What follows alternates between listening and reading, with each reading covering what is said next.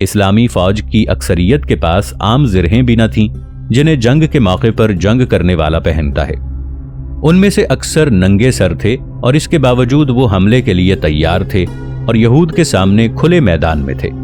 اسی طرح جیش نبوی کے پاس چھوٹا تباہ کن اسلحہ بھی نہ تھا جس کا خیبر کے یہودیوں کے قلعوں پر حملہ کرنے والے کے پاس ہونا ضروری ہے، جیسے آگ برسانے والی منجنیقیں اور قلعوں کو تباہ کرنے کے لیے پتھر پھینکنے والی منجنیقیں۔ یہ اس دور کے معروف ہتھیار تھے اور خاص طور پر رومیوں اور ایرانیوں کے پاس موجود تھے، اور یہودیوں کے پاس ان کی نفیس ترین مقدار تھی، جس پر جیش اسلامی نے قبضہ کیا اور پھر اسے بعض قلعوں کو تباہ کرنے کے لیے استعمال کیا، یہاں تک کہ خیبر فتح ہو گیا۔ اسی طرح مادی اور عسکری اندازوں کے مطابق معلوم ہوتا ہے کہ خیبر کے یہودیوں کے پاس مسلمانوں کو بھگانے اور حملے کے وقت ان پر غالب آنے کے لیے ہر سہولت موجود تھی، اس لیے کہ جنگ باز کو فتح حاصل کرنے کے لیے جن مادی اور غیر مادی وسائل کی ضرورت ہوتی ہے وہ تمام وسائل یہود کو میسر تھے۔ لیکن اس کے باوجود معاملہ بالکل برعکس ہوا کہ تھوڑے سے مسلمانوں کو جو یہودیوں سے تمام مادی وسائل سے کم تھے، یہودیوں پر فتح حاصل ہوئی۔ یہ فتح اچانک اور اس حیران کن انداز میں ہوئی کہ جس نے فوجی روایتی اندازوں کو باطل کر دیا اور عملی طور پر یہ ثابت کر دیا کہ جنگی قوت خواہ کس قدر زیادہ ہو، مارکوں میں فتح حاصل کرنے کے لیے اکیلے اس کا ہونا کافی نہیں۔ اسی طرح خیبر میں یہودیوں پر مسلمانوں کی فتح نے ثابت کر دیا کہ اسلحے اور تیاری اور جوانوں کی کمی ہر حالت میں ہمیشہ شکست اور مطلوبہ فتح حاصل نہ کرنے کا سبب نہیں ہوتی۔ ان حقائق کی موجودگی میں شاید ہمیں یہ کہنے کی ضرورت نہیں کہ وہ صحیح اور راسخ عقیدہ جس سے مسلمان جانباز تمسک کیے ہوئے ہوتا ہے اور جس کے پرچم تلے وہ صدق و وفا سے لڑتا ہے، اسی نے معرکہ خیبر میں طاقت کے توازن کو تلپٹ کر دیا تھا، اور یہی کثیر تعداد یہودیوں پر قلیل مسلمانوں کے غالب آنے کا پہلا قطعی سبب ہے۔ حالانکہ ہر مادی چیز میں جس کی ایک جانباز کو ضرورت ہوتی ہے، یہودی کثرت فوقیت رکھتی تھی۔ معرکہ خیبر میں اسباق، خیبر کے فیصلہ کن معرکوں کی تفاصیل کی تہ میں بہادری، قربانی، عقیدے کی مضبوطی، صدق جہاد اور قوت ایمانی کے ایسے نمونے پائے جاتے ہیں جنہیں سمجھنا اور یاد رکھنا چاہیے، اور قضاء و قدر نے جن لوگوں کو امت کی حفاظت کرنے اور اس آر کو دور کرنے کی ذمہ داری بخشی ہے جو اس کے شامل حال ہو گئی ہے، اور جس نے اس کے ماتھے پر کلنک کا ٹیکا لگا دیا ہے اور اس کے مقدس مقامات کو گندہ کر دیا ہے اور آج یہود کے ہاتھوں اس کی عزت کو برباد کروا دیا ہے، وہ جہاد کے راستوں اور عزت کی حفاظت اور مسلوب حقوق کے واپس لینے میں اس کی روشنی سے نور حاصل کریں۔ خیبر کے معرکوں میں رسول کریم صلی اللہ علیہ وآلہ وسلم کے 1400 صحابہ رضی اللہ عنہم نے 10,000 یہودیوں سے جنگ کی جو مضبوط اور بلند قلعوں میں قلعہ بند تھے، اور اعراب نجد کی شجاع اور طاقتور 5,000 ریزرو فوج ان کی مدد کر رہی تھی، اور یہ سخت ترین معرکے پورے 2 ماہ تک جاری رہے۔ جیسا کہ ہم بیان کر چکے ہیں کہ یہودی مسلمانوں پر ہر مادی چیز میں فوقیت رکھتے تھے۔ بشری قوت، اسلحہ، غلہ، فوجی حکمت عملی اور ٹیکنالوجی وغیرہ میں یہودیوں کے اس تفوق کے باوجود مسلمان ان کے قلعوں اور مضبوط نو آبادیوں کے سامنے بالکل کھلے میدان میں تھے۔ اس کے باوجود آخر کار مسلمانوں کو ان یہودیوں پر فتح حاصل ہوئی جنہوں نے قلعوں کے اندر اور باہر مسلمانوں سے ایسی شدید جنگ کی جس کا نمونہ عہد نبوی میں مسلمانوں نے جزیرہ عرب میں یہودیوں اور غیر یہودیوں کے ساتھ مسلح جنگوں میں نہ دیکھا تھا۔ یہ اس بات کی عملی دلیل ہے کہ کثرت تعداد اور اسلحی برتری اور عمدگی اور حربی ٹیکنالوجی وہ واحد چیز نہیں جو جنگ میں فتح کی ضامن ہوتی ہے،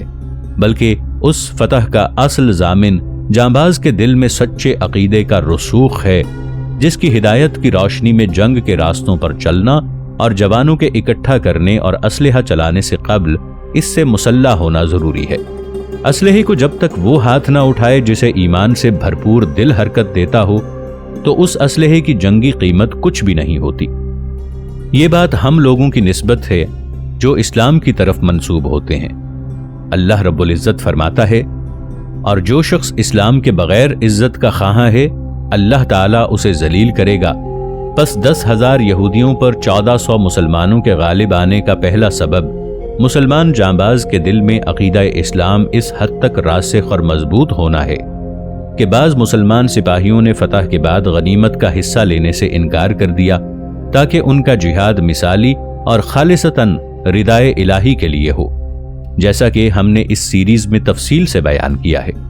اگر صحیح عقیدے کا عامل موجود نہ ہوتا تو مسلمان یہودیوں پر فتح حاصل نہ کر سکتے، کیونکہ فتح کی تمام بنیادی ضروریات عسکری نقطہ نگاہ سے یہود کے پاس وافر مقدار میں موجود تھیں اور وہ مسلمانوں پر ہر چیز میں تفوق رکھتے تھے۔ ناظرین، آگے بڑھنے سے پہلے کامنٹ سیکشن میں ہمیں اپنی آراء سے ضرور آگاہ کیجیے گا کہ آپ کو ہماری یہ سیریز کیسی لگ رہی ہے۔ میں ہوں طاہر عبید چودھری۔ آئندہ آنے والی اقساط سے باخبر رہنے کے لیے ہمارے چینل کو سبسکرائب کر لیں اور ساتھ موجود بیل آئیکن کو ضرور کلک کر لیں۔ شکریہ۔ ٹیکنالوجی کی برتری کی حماقت۔ خیبر میں یہودیوں پر مسلمانوں کی فتح اس احمقانہ قول کے بطلان کی زندہ دلیل ہے کہ جون 1967 میں ہم پر یہودیوں کے غالب آنے کا سبب ٹیکنالوجی کی برتری ہے۔ یہ قول حد درجے احمقانہ ہے۔ خیبر کے مارکوں میں ہمارے مسلم اجداد کے بالمقابل یہودی ہر مادی چیز میں برتری کے حامل تھے، جسے آج کل کی زبان میں ٹیکنالوجی کہتے ہیں۔ ان کے پاس دفاع اور حملے کے لیے جنگی فنی وسائل تھے، جبکہ مسلمانوں کے پاس کوئی چیز بھی نہ تھی۔ اس کے باوجود ان یہودیوں کو تباہ کن شکست ہوئی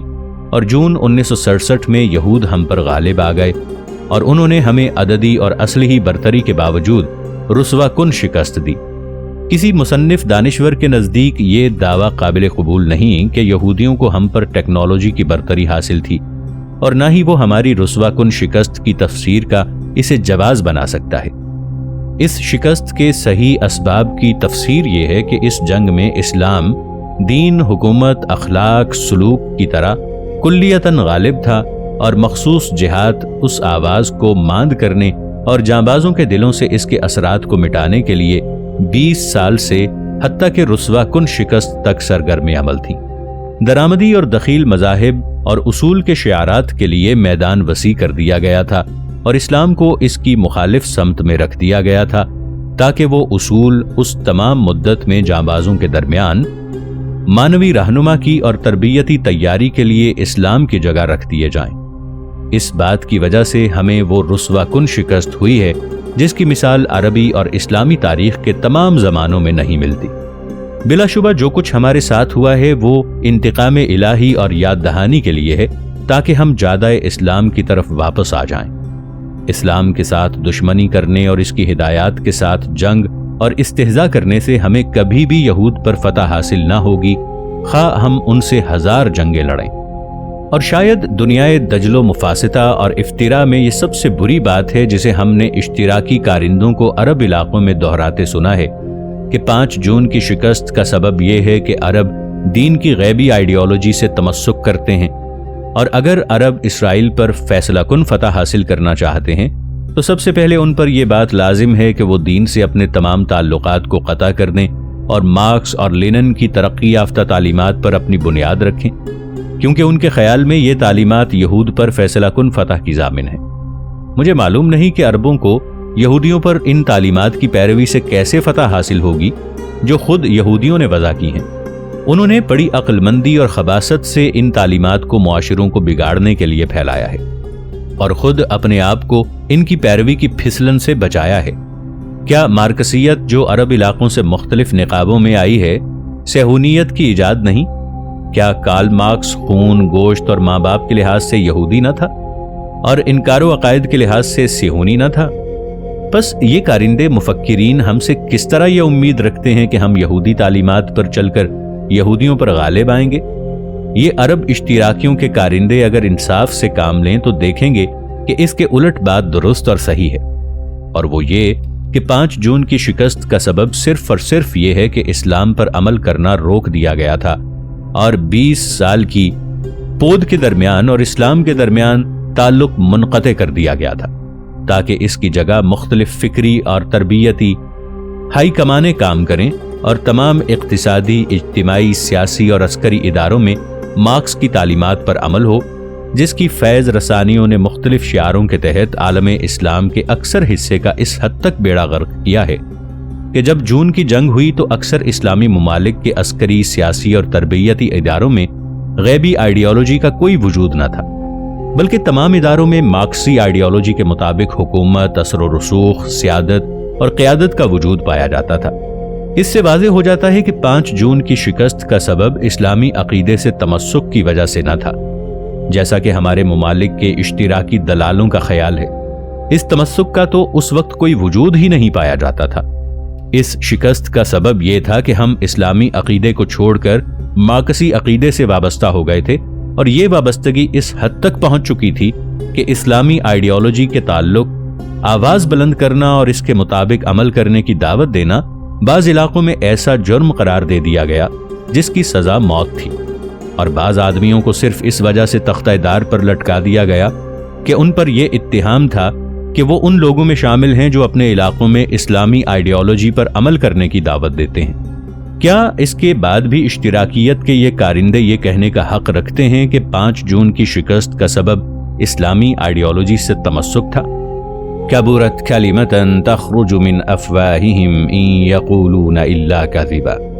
جمہور عربوں نے اسلامی آئیڈیالوجی سے جھگڑے کی وجہ سے اپنی قیادت 20 سال تک مارکسی آئیڈیالوجی کے ویژن کے تحت چھوڑ دی،